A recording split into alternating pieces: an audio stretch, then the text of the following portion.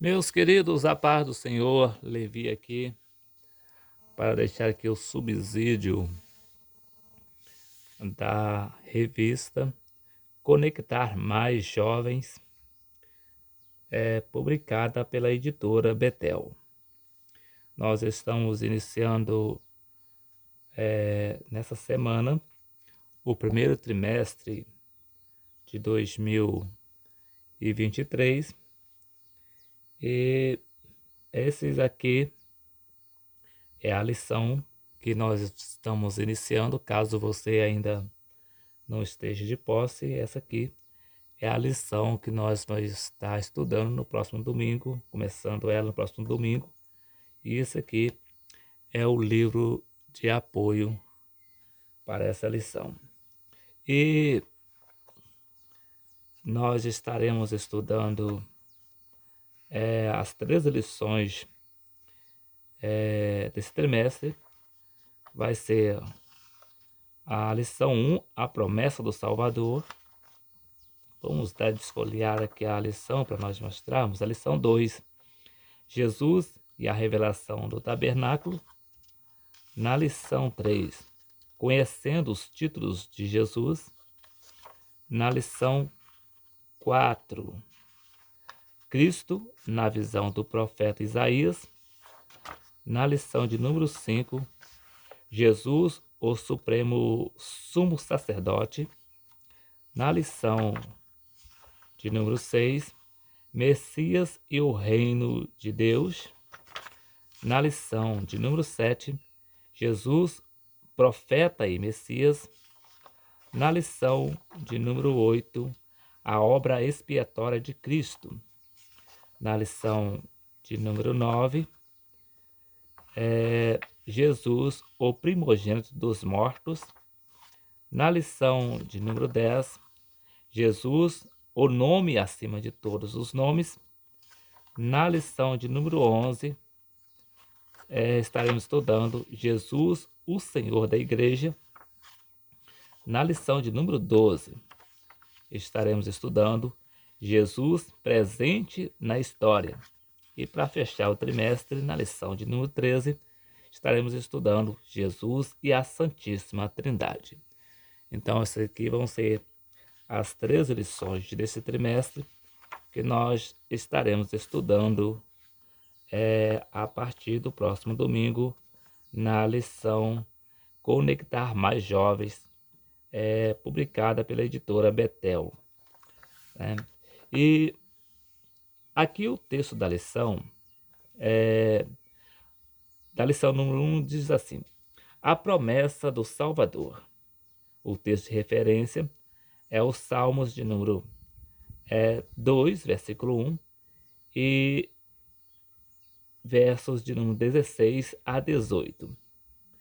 E o versículo do dia diz assim: e porém inimizade entre ti e a mulher, é entre a tua semente e a sua semente. Essa te ferirá a cabeça, e tu lhe ferirás o calcanhar. Gênesis capítulo 3, versículo 15. A verdade aplicada, a promessa do Salvador é encontrada em vários textos das Sagradas Escrituras que provam o grande amor de Deus pela humanidade. E o ponto-chave, a introdução, nos diz assim: a primeira referência sobre o Salvador do mundo foi dita no Jardim do Éden, logo após a queda do homem, mostrando que Deus, em sua infinita graça, esmagaria a cabeça da serpente através da semente da mulher. O ponto-chave, todas as citações messiânicas servem de alicerce para a construção da nova aliança revelada em Jesus Cristo. E o primeiro tópico traz o título Jesus e as referências no Pentateuco. No primeiro subtópico, a semente da mulher. No segundo subtópico, um profeta como Moisés. E no segundo tópico, traz o título Jesus revelado nos Salmos. E o primeiro subtópico, o sofrimento do Messias. No segundo subtópico, a vida e traição do Messias nos Salmos. No terceiro tópico, Jesus nos livros proféticos. E no primeiro subtópico, Isaías, o profeta messiânico. No segundo subtópico, o Messias citado nos profetas menores. E então isso aqui vão ser os tópicos com seus subtópicos referente a essa lição de número 1, que traz o tema A Promessa do Salvador. E o livro de apoio, ele nos traz aqui poucas informações a partir dessa lição, mas eu quero deixar aqui para nossa edificação, para o nosso conhecimento. Como vocês podem observar aqui, o livro de apoio somente tem 6 capítulos. Então, somente o que eu achei é pouco para uma lição, para um trimestre com 13 lições, né? A CPAD em todos os trimestres, no livro de apoio, são 13 capítulos, cada capítulo com a referência, com o mesmo título das lições bíblicas. E aqui a Betel tão somente disponibilizou 6 capítulos para nós aqui considerarmos um conhecimento acerca das 13 lições desse trimestre. E o tema, quem é Jesus? Aqui nos diz assim: existem centenas de livros escritos sobre Jesus. E escrever sobre Jesus realmente é um desafio. Talvez o maior desafio está no fato de escrever sobre alguém que viveu há mais de 2000 anos e revolucionou a cultura na sua época, mudando conceitos, paradigmas, inaugurando uma nova era na história da humanidade. Alguém que morreu, ressuscitou e ainda permanece vivo em nossos dias. Apesar de todos os escritos sobre Jesus, ainda tem-se muito o que se escrever sobre ele. Não há dúvidas de que Jesus está acima de qualquer explicação humana. Então nós vemos aqui na abertura o comentarista deixando aqui o parecer acerca de Jesus, qual é o tema dessa lição, quem é Jesus. E para nós começarmos aqui,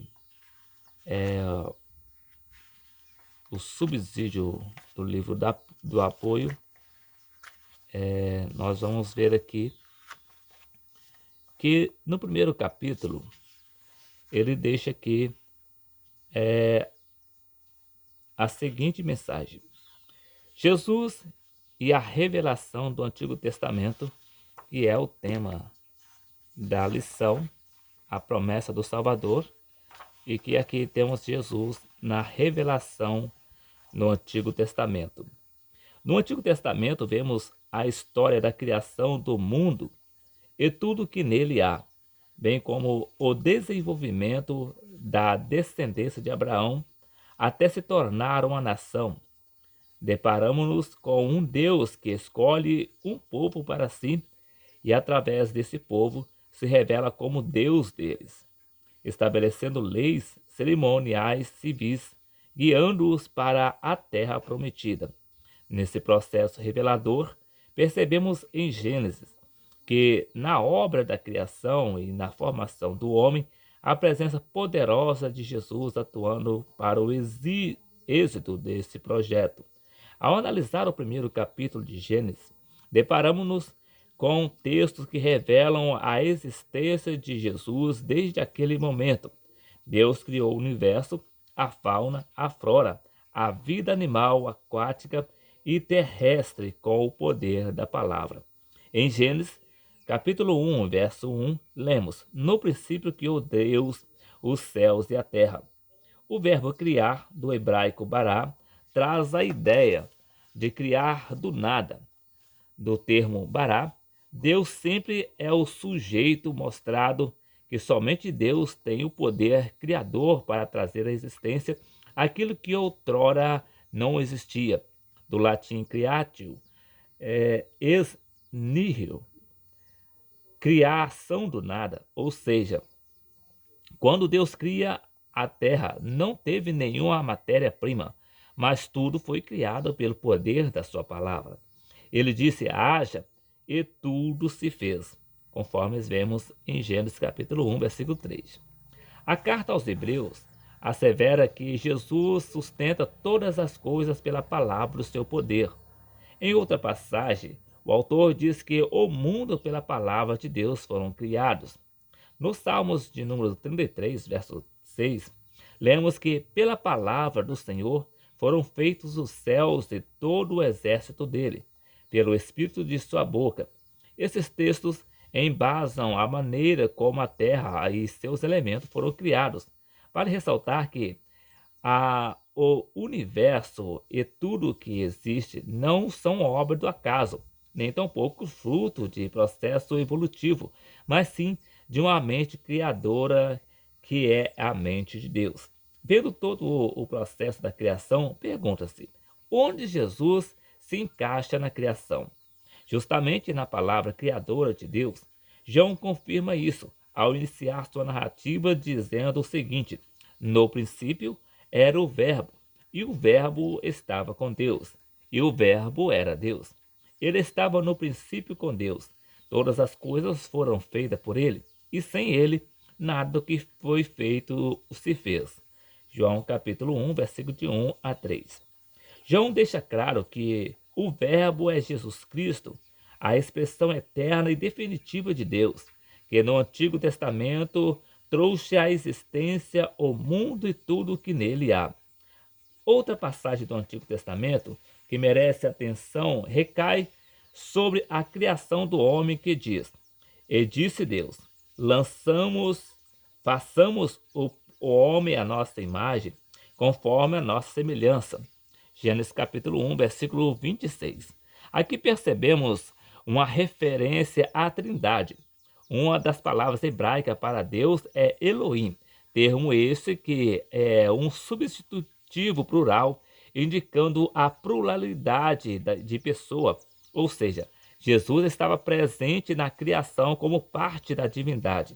Vale salientar que até a revelação de Jesus como Filho de Deus e segunda pessoa da Trindade, era difícil compreender essa verdade do Deus Trino, pois até então era considerado um mistério, conforme lemos em Colossenses capítulo 1, versículo 26 e 27. Jesus estava presente na criação do mundo, pois é a palavra criadora de Deus. No homem, como parte integrante da divindade, deu-lhe forma e vida. Sendo assim, Jesus é o doador da vida. João capítulo 1, versículo 4. Dando sequência, aqui nós vamos saltar para frente numa parte do texto que vai falar também acerca do Velho Testamento.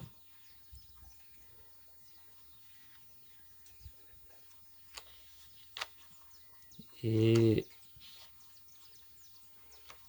o qual também é um subsídio também para essa lição,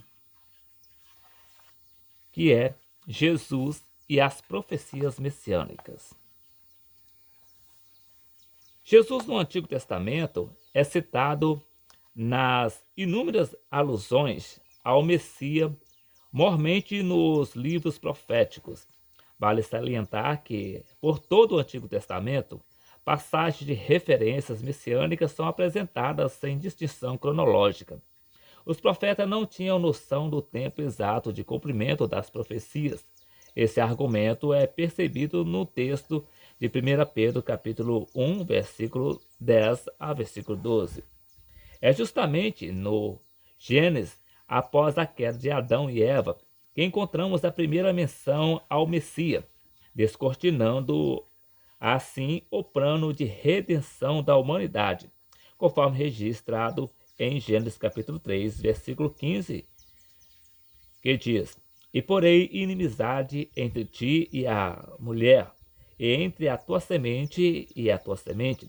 Essa te ferirá a cabeça, e tu lhe ferirás o calcanhar. Através dessa passagem já fica explícito que a salvação viria através da semente da mulher, ou seja, seria gestado, nutrido no útero e nasceria pelas vias normais.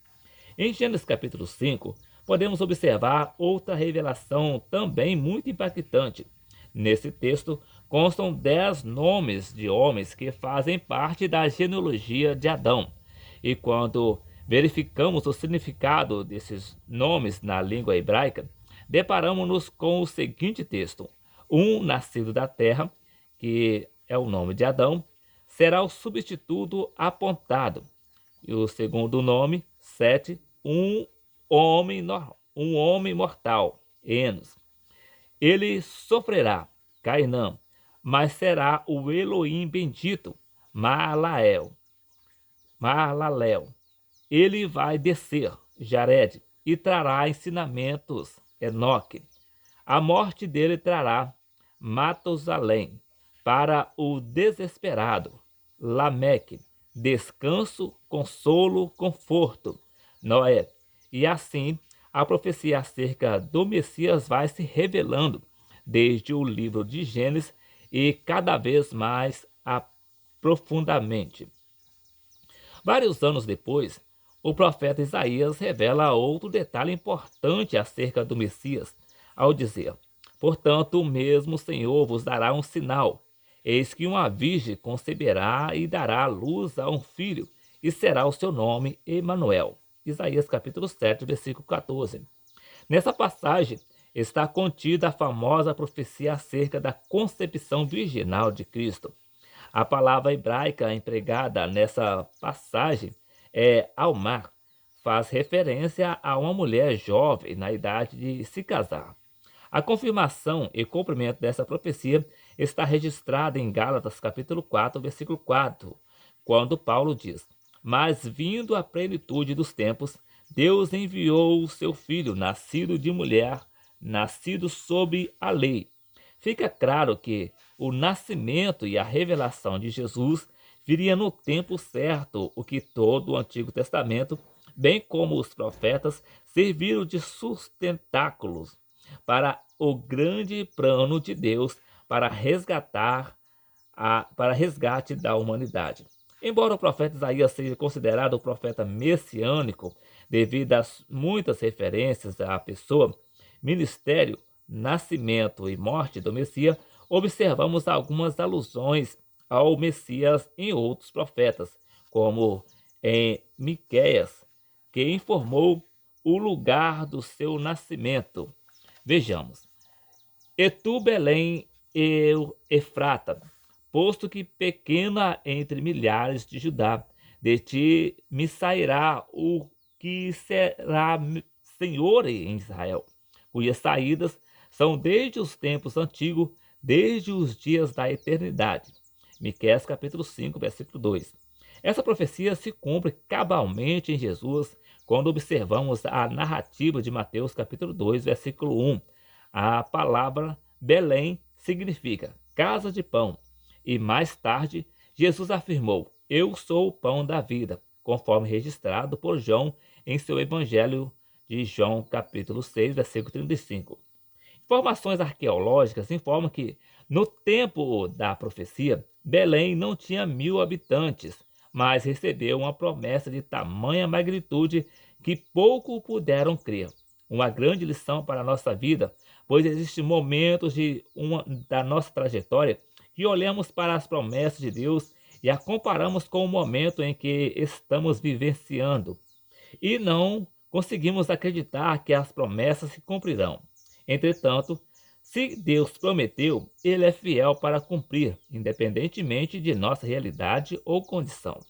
O profeta Zacarias, em seu livro, no Zacarias capítulo 9, versículo 9, vaticinou que Jesus viria montado em um jumentinho, e pelos escritos de Lucas, vemos o seu cumprimento, quando Jesus entra em Jerusalém montado em um jumentinho, conforme registrado em Lucas capítulo 19, versículo 35 a 38. Zacarias também profetiza, e ele registrou o valor da traição através de 30 moedas de pratas, conforme registrado em Zacarias capítulo 11, versículo 12 e 13. O Messias foi avaliado ao preço de um escravo, pois era isso que eram os escravos do pecado. Mas hoje, através do seu precioso sangue, temos um valor incalculável. O salmista pôde dizer que o valor de nossa alma é caríssimo e que não há dinheiro no mundo que possa comprá-la. Salmos 49, verso 8. Sabemos dessa verdade.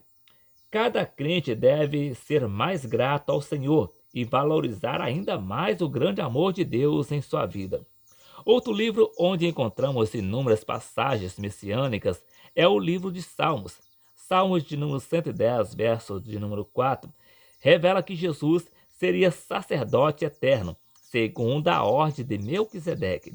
Essa referência traz uma profundidade teológica muito grande, porque sacerdote só poderia vir da tribo de Levi, porém Jesus era da tribo de Judá. Quando se fala de Judá, lembramos das bênçãos de Jacó proferidas para seu filho, dizendo: o cetro não se arredará de Judá. Gênesis capítulo 49, versículo 10. De Judá seria o rei, e não o sacerdócio. Porém, Jesus se tornou sacerdote segundo a ordem de Melquisedeque. Hebreus capítulo 7, versículo 3. Pois o sacerdócio levítico era exclusivo para a nação de Israel, ao passo que o sacerdócio de Melquisedeque era para todos os povos, pois foi instituído antes mesmo das tribos de Israel e do próprio Abraão ter-lhe dado o dízimo de tudo. Gênesis capítulo 14, 18 a 20.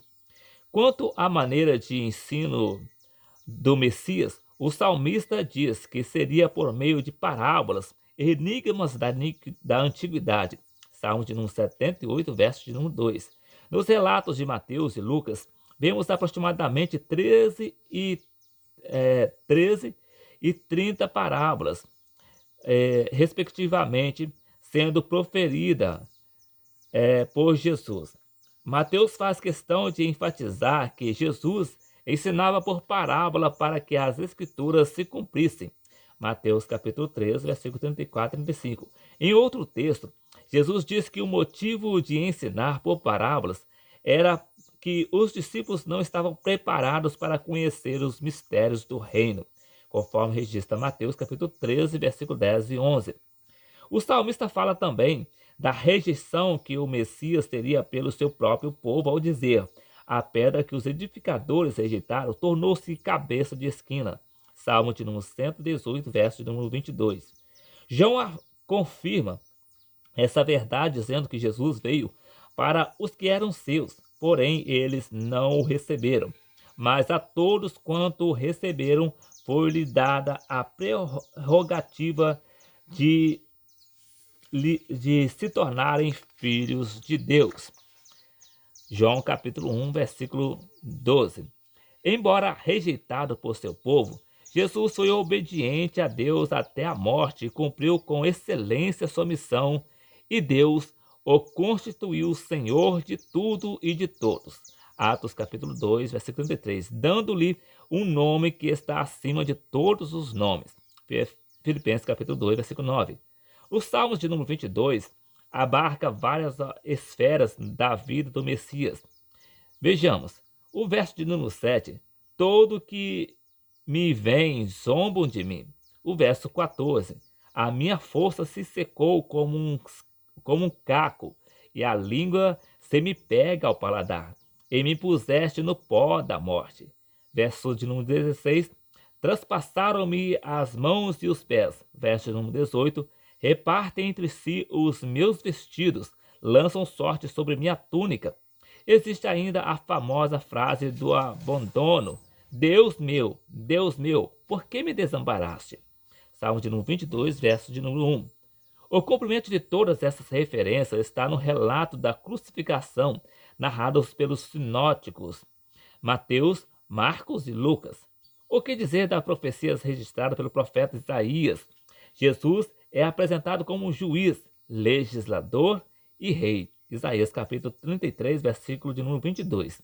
Esse texto apresenta o ideal perfeito da teocracia, que se concretizará apenas sob a direção do Messias. Ele é juiz. 2 Timóteo capítulo 4, versículo 8. Porquanto tirou o seu povo do Egito com poder, fazendo justiça, e eles, pelos muitos anos de servidão aos quais foram submetidos, é também legislador, pois, além de dar a lei, instruiu o seu povo, e como rei implantará seu trono que jamais terá fim. Isaías mostra que o Espírito do Senhor repousaria sobre a vida do Messias, dando-lhe sabedoria, entendimento e conhecimento, dirigindo-o no conselho e no temor do Senhor. Isaías capítulo 42, versículo 1.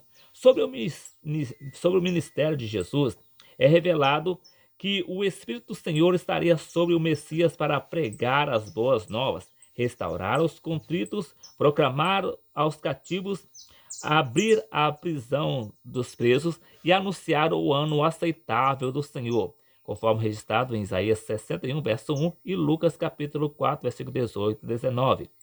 Em Isaías capítulo 32, versículo de número 3 e 4, nos é dito que os olhos dos cegos seriam abertos, os surdos ouviriam, os mudos falariam, e os coxos saltariam como cervos. No relatos dos sinóticos, vemos o cumprimento cabal de todas essas profecias, como na ocasião em que João Batista ouviu o relato de seus discípulos dizendo: os cegos veem, os coxos andam, os leprosos são limpos, e os surdos ouvem. Os mortos são ressuscitados, e aos pobres é anunciado o evangelho. Mateus capítulo 11, versículo 5. Em Jesus cumpre-se aproximadamente 61 profecias, mostrando que verdadeiramente ele é o Messias prometido. E a conclusão dessa lição, ela nos diz assim: a promessa do Salvador foi ratificada por várias profecias na Bíblia e teve seu cumprimento na pessoa bendita de Jesus. Então, meus queridos, esse aqui foi o subsídio aqui do livro de apoio da lição Conectar Mais Jovens, da editora Betel, que trouxe aqui o subsídio do livro de apoio da lição de número 1, A Promessa do Salvador. E na próxima semana, querendo o Senhor Jesus, regressaremos aqui para deixar aqui o subsídio do livro de apoio da lição de número 2, que vai trazer o título Jesus e a Revelação do Tabernáculo. Então, que Deus em Cristo abençoe a sua vida e até o próximo vídeo, querendo o Senhor Jesus.